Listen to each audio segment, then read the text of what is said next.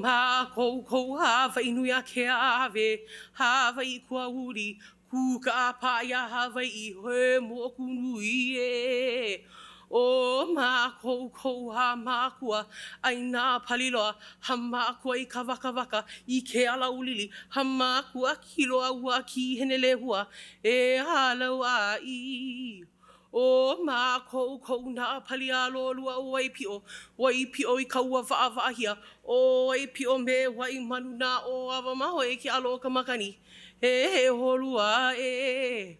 O Mākou ha'aloa, ka alo kanu o ka ina, nā pu'awa kea, nā mamoa liloa, nā kupo o ka ina, nā ka mau Hawaii, e alo kua ua no kua iwi, aloha mai e, aloha mai e, aloha mai e.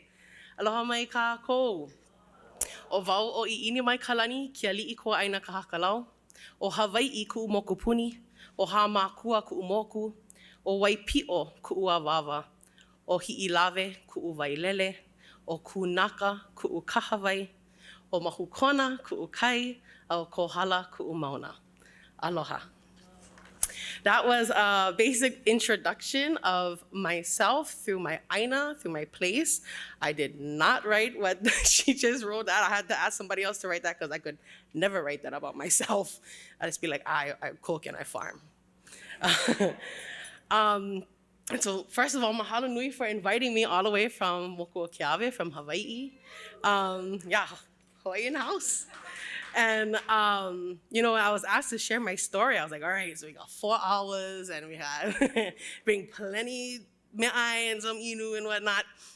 And they're like, no, 10 minutes. And I was like, oh, okay. So, you know, what do I talk about? You know, there's so much to talk about.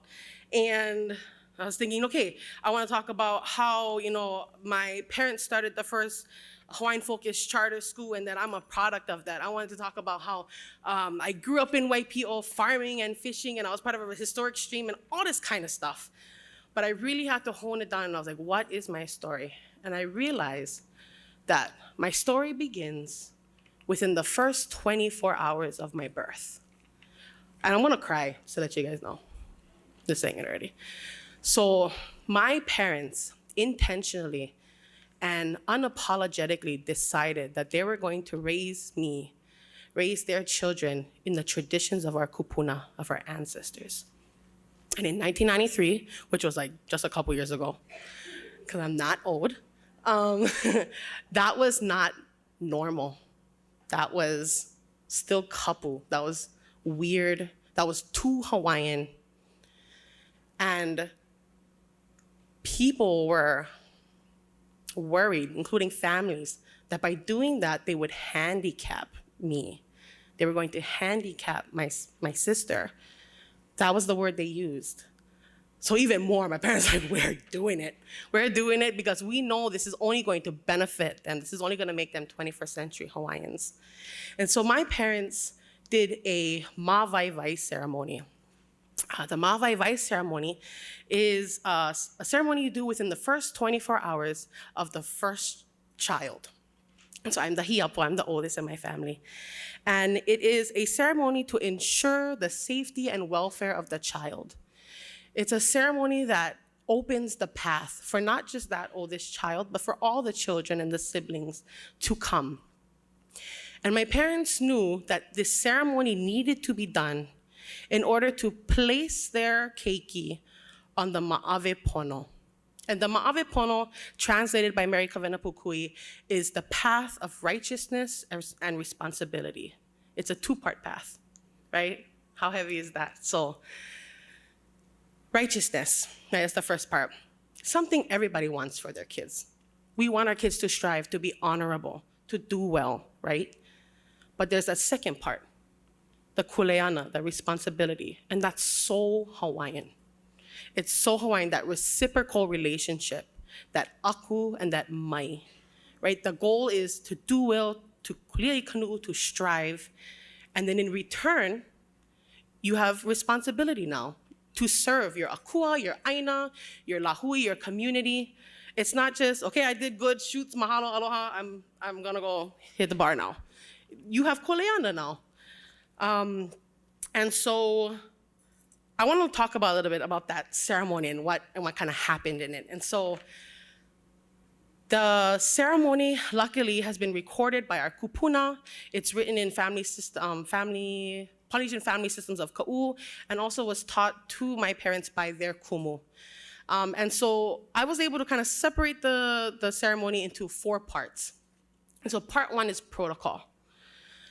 Within the ceremony, there was so many oli and pule that hadn't been said out loud in generations. There were so many practices and steps that was followed the exact way our kupuna did. That's protocol. That's doing the right thing for the right reasons at the right time, doing it pono. So that was the first part. The second part, I want to read this because I wrote it good, and another one of the kind of,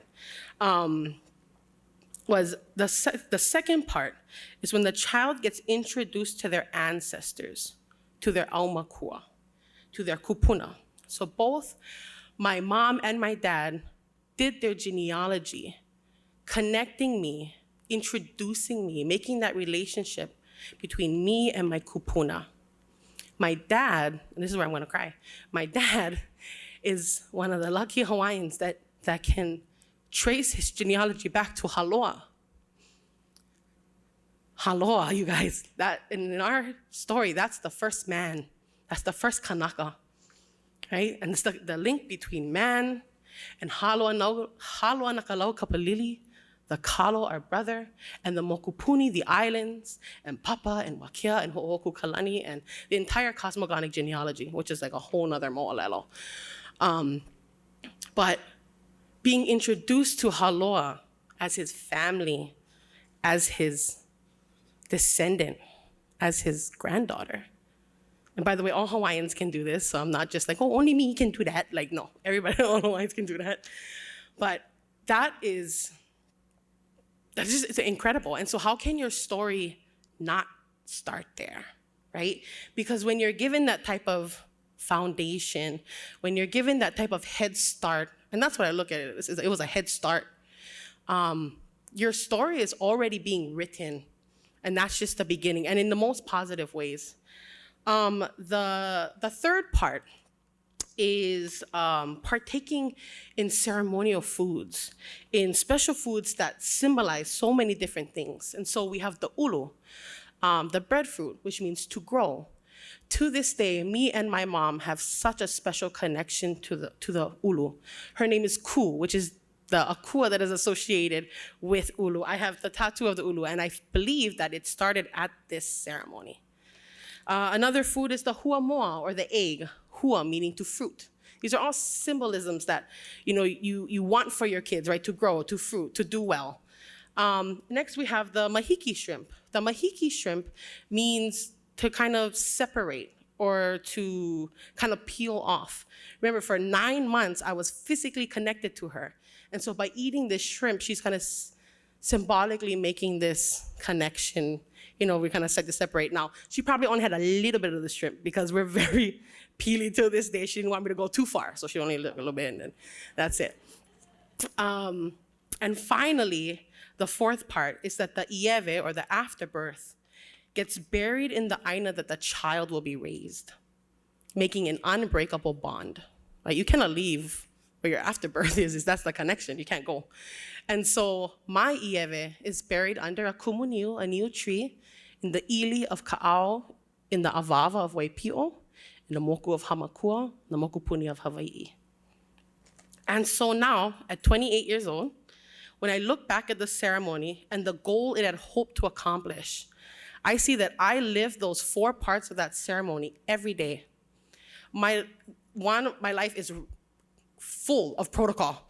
We have protocol every morning, asking for guidance, for health, for the world to be safe. We do pule before our Zoom meetings. We have pule before we enter the lo'i, before we plant, before we harvest. We have pule for when we're preparing food, while we're eating food. Second, I get to continue my relationship with my ancestors and be an honorable ancestor by sharing Hawaiian language and culture and traditions and history with other Kanaka, ranging from kupuna to babies. And I have a regular relationship and conversations with them, and they remind me it's my koleana to be that bridge for Kanaka to reconnect to their kupuna and to their ancestors and to their culture. I get to have a special relationship with the food that we grow by creating fun and exciting recipes and then sharing that food with other people so that they can start making their special relationships with these traditional ingredients, these ingredients that our kupuna have always eaten. And finally, I get to continue to farm, live, and work on the aina that my ieve, my afterbirth, is still in, still keeping that bond. And so who would have thought that the first 24 hours of my existence would have, continued and shaped the entire story for the rest of my life. Mahalo nui.